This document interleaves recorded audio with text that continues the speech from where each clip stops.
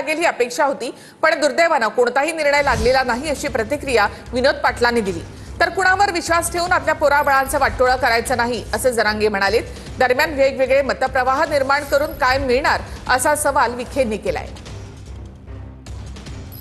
मला अशी अपेक्षा होती की मोठा निर्णय लागेल, परंतु दुर्दैवाने कुठलाही प्रकारचा निर्णय लागलेला नाही। यामुळे एकाही व्यक्तीला नवीन सर्टिफिकेट मिळू शकत नाही। ह्या परिपत्रकात स्पष्टपणे सांगण्यात आलेलं आहे की जलद गतीने कारवाई करण्यात यावी व या सर्व गोष्टी विचाराधीन आहे हे स्टेटमेंट आम्ही सातत्याने ऐकतो। तर मी तुमच्या वतीने राज्याचे मंत्री आदरणीय विखे पाटील साहेब यांना प्रश्न विचारतो की त्यांनी पुढे आलं पाहिजे, आम्हाला समजावून सांगितलं पाहिजे ह्या निर्णयाचा आम्हाला फायदा कसा होईल।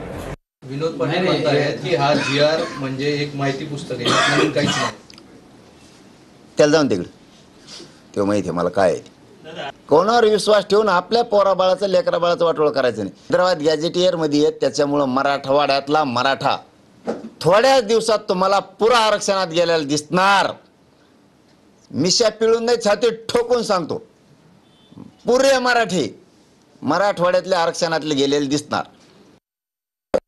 आरक्षणाचा जो संघर्ष अधिक मजबूत होण्यापेक्षा तो मला वाटतं त्यात या सगळ्या वेगळ्या विचारप्रवाहामुळे तो डायल्यूट होत गेला।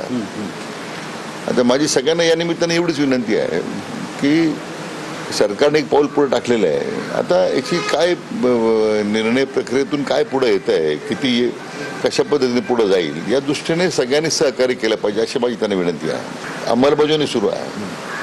मला वाटतं खरं या सगळ्या याचा सगळा विचार करता आता मला वाटतं सगळ्या ह्या विचारवंतांनी ह्या सगळ्या निर्णयावर टीका करण्यापेक्षा काही दिवस शांतपणे बसावं।